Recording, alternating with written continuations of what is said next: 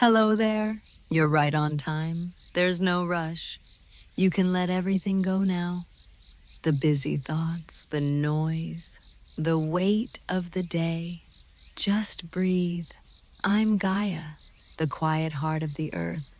I've been here a long time, watching things grow and rest and grow again. Tonight, I'd like to share a memory with you, a simple one. A year in a small, old garden.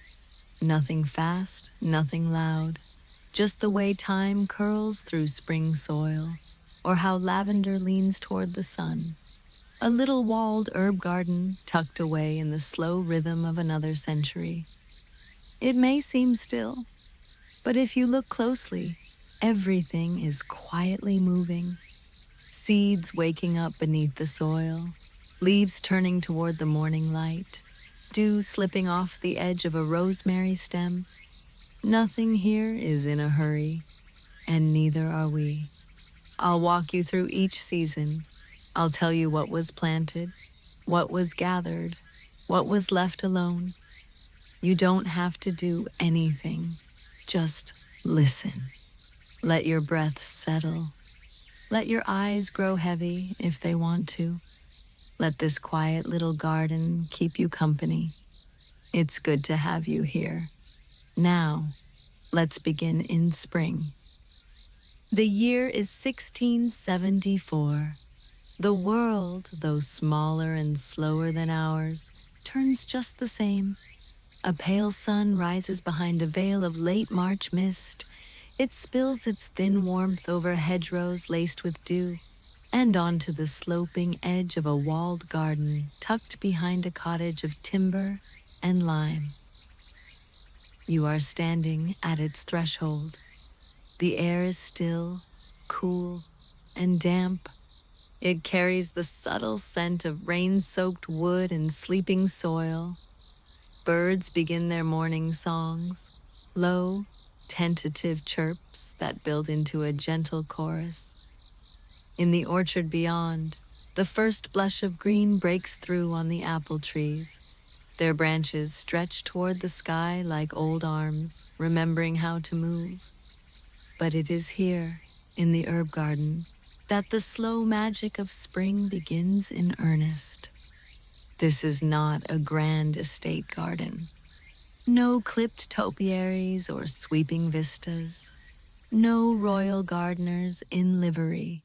Just a small, purposeful space bordered by woven willow fencing and a low stone wall, built years ago by hands now gone. The beds are laid out in a cross-shaped pattern, edged with boxwood and filled with dark, loamy soil that has been turned and tended each spring since long before your own breath entered the world. The tools are simple: a wooden-handled trowel with a smooth, worn grip, a trug basket for gathering, a hand-forged spade, the metal dulled with age, its edge still sharp enough to bite earth. They lie neatly against the wall of the cottage, waiting. And today, the garden waits too, for touch, for seed, for motion. The gardener, an older woman in a linen apron faded by many summers, kneels at the southern bed. She does not rush. Her movements are slow, almost reverent. With her bare hand, she presses her palm against the earth, testing, feeling. Still cool, she whispers. Then, with the edge of the trowel, she turns the soil gently. Each clump is broken and loosened. Worms are welcomed, stones are tossed aside. She hums a quiet tune, one passed down from her own mother.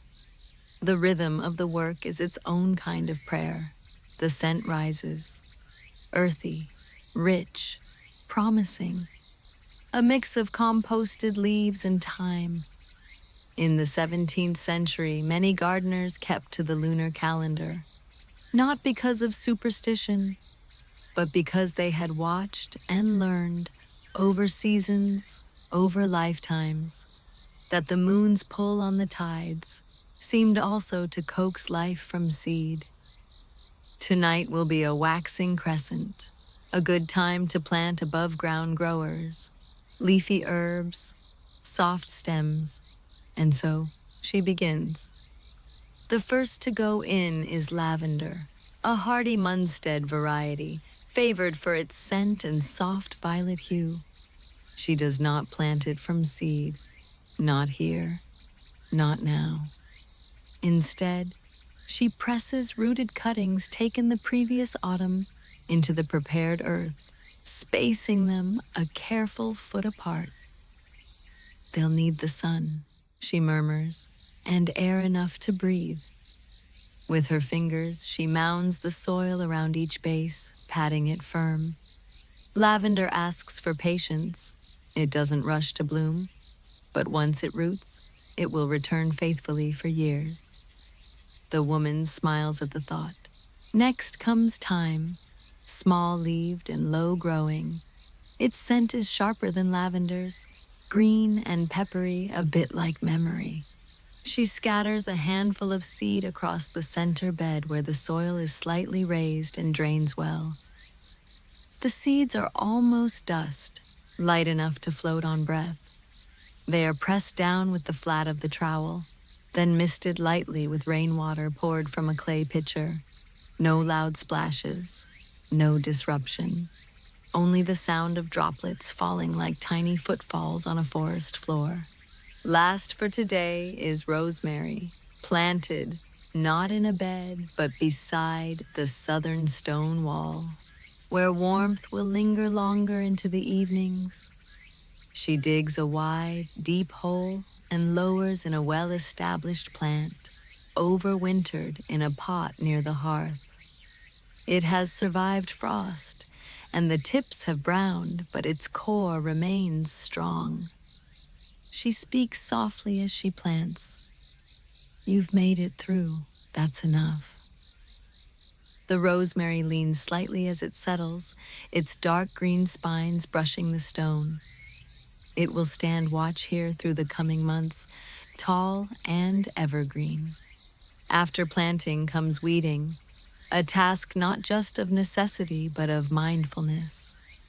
She walks the length of each bed slowly, stooping to pull winter's remains, dried stalks, intruding grass, the first push of nettles. Her fingers find the base of each weed and pull in one smooth motion. Nothing jerky, no haste. She does not disturb the soil more than needed. The roots of the herbs will spread soon, and they dislike disruption. Each weed goes into a woven basket at her side. Some will be composted, others, if young, fed to chickens. The birds cluck quietly nearby, watching. In this time, there are no digital forecasts, no apps to check the week's chance of rain. Only the sky, the wind, the smell of the air. She watches clouds move across the horizon, feels the shift in breeze. If the evenings are mild, she may leave the beds uncovered. If frost threatens, she will drape wool cloths across the soil and tuck the edges in with stones. Every night in spring is a negotiation. On a shelf inside the cottage lies a handwritten book, its pages browned with age, edges curled from years of open air. She records her plantings there. March 22nd, lavender set by south edge, cuttings from Anne's row, rosemary took root, praise God, thyme seeded, rain due Thursday. These notes are not for science, but memory. Years from now, her granddaughter may read them and know how the earth once responded to the careful touch of hands. In a week, green will begin to show, tiny cotyledons pushing through the soil like whispers. The thyme will appear first, a delicate lace of green across the raised bed. Lavender will root deep before showing much above. It keeps its energy inward for now. Rosemary, of course, is content simply to endure. The garden does not rush. It never has. It simply unfolds. As dusk approaches, she waters each bed one final time. Not a soak, just a hush of moisture to help the seeds settle in. The clay pitcher is refilled from the rain barrel, its surface covered with a lattice of pollen and last year's leaves. She hangs her apron on a peg near the cottage door, steps back to look, and smiles. There is little to see, perhaps, to one untrained in patience. Just dirt, string lines, quiet earth. But she sees more. She sees possibility. Summer begins not on the calendar but in the air. It creeps in with the lengthening of light. Those late May evenings when the sun hesitates, and the air smells of warmed stone and rising things. The herb garden changes quietly. No trumpet of flowers, no dramatic color, but something stirs. The leaves of rosemary shine darker. Lavender begins to form buds, tight and pale green with hints of the purple to come. The thyme thickens, forming a soft mat beneath the gardener's steps. The garden is not busy. It is full. There is a difference. The best time in the herb garden is early morning, before the heat flattens the air, before the insects wake, before the bees begin their slow golden work. The gardener steps into the path barefoot. The flagstones are cool against her feet. Dew clings to the thyme, brushing moisture up her ankles with each movement. She walks slowly, not from fatigue, but from awareness. Her eyes scan the beds not for trouble, but for wonder. A new bloom here, a deeper shade of green there, a lavender bud just beginning to tilt its head. This is a garden of quiet conversation. By midsummer, the rains are less reliable. The earth drinks quickly, and the gardener must water by hand. She uses the same clay pitcher, refilled from the rain barrel near the cottage eaves. The water is tepid, not cold, better for the roots. She kneels beside the rosemary and pours slowly, letting the water soak deep rather than run away. The scent of the plant rises with the moisture, sharp, clean, evergreen. It catches in the nose and stays behind the eyes. Not too much, she mutters, brushing the leaves. You'll sulk. Herbs do not like their feet wet. She knows this. They thrive in lean soil and hard lessons. There is less to do in summer than in spring, but what remains must be done carefully. Thyme, now spreading wide and full, is trimmed lightly, not for pruning, but to encourage softness and prevent it from growing woody. The gardener uses small shears, clipping only the tallest stalks. She lays the cuttings in her palm and brings them to her nose. Good. The scent is green, resinous, and slightly floral. Lavender is left alone for now. Its buds are forming, but have not yet bloomed. The gardener knows to wait until just before full flower to harvest, when the oils are richest and the bees have not yet taken their share. She brushes the buds gently with the back of her fingers. They hum in response. Bees are the other gardeners here. They move in a lazy rhythm, not hurried, but determined. Fat, slow bodies coated in pollen. Their hum is constant now, like a breath beneath the day. The gardener watches as one bee lands on the lavender, crawls deliberately over each bloom, then rises to the rosemary, continuing its silent circuit.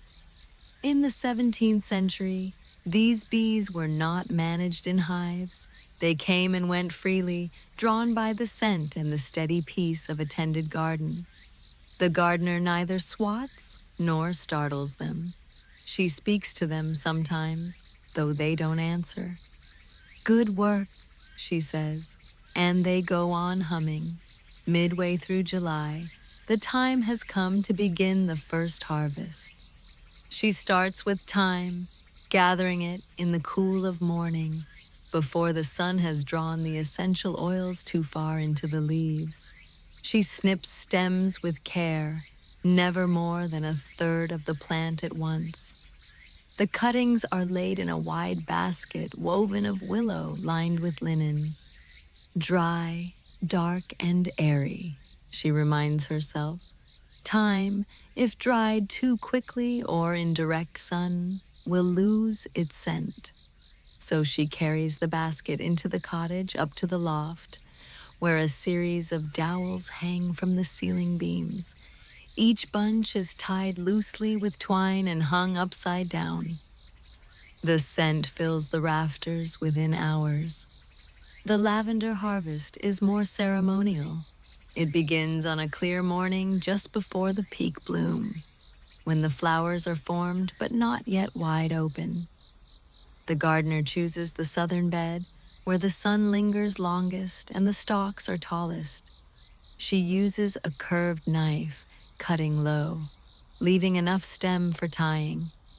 Each bunch is gathered in one hand, held just below the bloom, and trimmed with the other. She does not talk during this. It is not a time for words. Lavender is cut in silence. It fills the basket with a color that is not quite blue, not quite purple, a hue found nowhere else in the garden. Back in the cottage, she ties each bundle with soft twine and hangs them from a wooden rack near the chimney. The smell is instant, soothing, clean, almost sweet. Sleep will come easy tonight, she says. Rosemary, unlike thyme and lavender, is harvested in small amounts throughout summer. It grows slow, tall, and proud, like a sentinel. The gardener cuts a few sprigs only, snipping just above the woody base. She uses it fresh for cooking, for scenting wash water, and for slipping into drawers to keep moths away. She crushes a leaf between her fingers and inhales deeply. It is a smell that lingers in linen and memory. Some stems she strips of their needles and lay them flat to dry in the warming drawer near the hearth.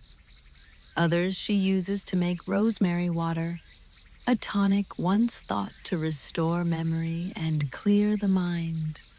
For forgetfulness, she says, smiling, though I forget when to take it. By midsummer there is less work and more watching. The gardener sits often now on the small bench beneath the hazel tree near the back of the garden. She watches the light change over the leaves, notes the patterns of wind in the thyme, listens to the soft crunch of beetles beneath lavender stems. Everything slows. She brings a piece of embroidery with her sometimes, but often she simply rests, letting the garden speak its small language. A bee passes, a breeze shifts a stem, a petal falls, that is all. And it is enough. Neighbors pass the cottage now and then. A friend from the village stops at the gate and asks for a sprig of thyme for stew. A cousin leaves a basket of gooseberries in exchange for dried rosemary. There is no currency in this trade, only scent for flavor, time for time. The gardener shares freely, knowing that herbs do not grow from hoarding. They multiply best when passed on, cuttings shared, seeds scattered, scents remembered. She teaches the village children how to rub lavender between their palms to perfume their sleeves, how to hang thyme in bundles above the hearth. They listen for a moment, then run off, smelling of summer. As July fades and August begins, the light changes. The garden is not tired, but mellow. The sun sinks earlier, turning the rosemary silver and making the lavender glow. The gardener lights a beeswax candle in the window and steps outside for one last look. She walks the beds again, not to work, but to honor. She touches each plant, thyme, rosemary, lavender, with a hand that is both thanks and blessing. The soil is warm underfoot. The leaves release their evening scents, sharp, sweet, herbal. The bees are quiet now. The air is still. She breathes it all in and carries the piece of it to bed. The air has shifted. It is not the cold itself that announces autumn, but the hush. The garden exhales. It's growing done for now. Where once the sun rose early and stayed late, now it lingers behind clouds, slower to rise, quicker to retreat. The light, once bright and sharp, is now filtered through mist and thinning canopies. Everything feels as though it's preparing for rest. In a quiet corner of the walled herb garden, the earth still carries the warmth of summer in its roots, but the leaves tremble with chill. Dew clings to every blade of grass. Each step through the rows of beds is hushed, softened by the damp. She comes early, the gardener, as always, a woven basket slung over her arm, her apron damp with morning fog. Her hands are worn but gentle, sure in their task. Today, she gathers the final harvest, not in haste, but with reverence. Lavender first. The long stems have faded from their midsummer brilliance, but their perfume still lingers, deepened by time. She snips them close to the base, binding small bundles with linen string. Not too tight. They must breathe as they dry. Each bundle is laid into the basket carefully, as though carrying something sacred. And, in a way, she is.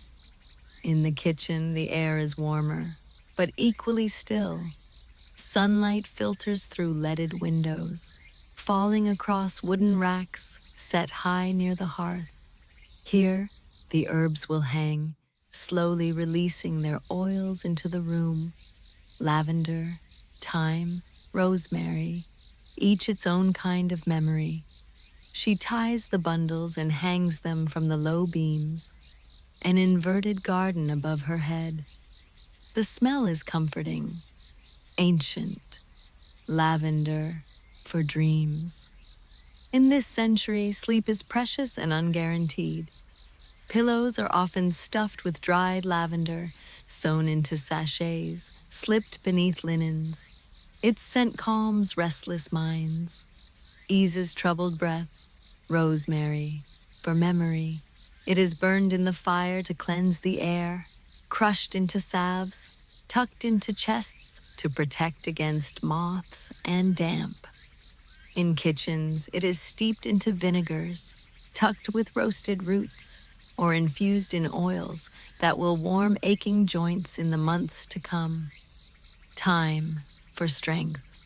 Its leaves, so small, and persistent, are simmered into stews and teas, a tonic against the chill, a medicine for the throat, a reminder of the sun when the skies grow gray. These herbs do not only feed the body, they protect the spirit. While outside, the earth cools and slows.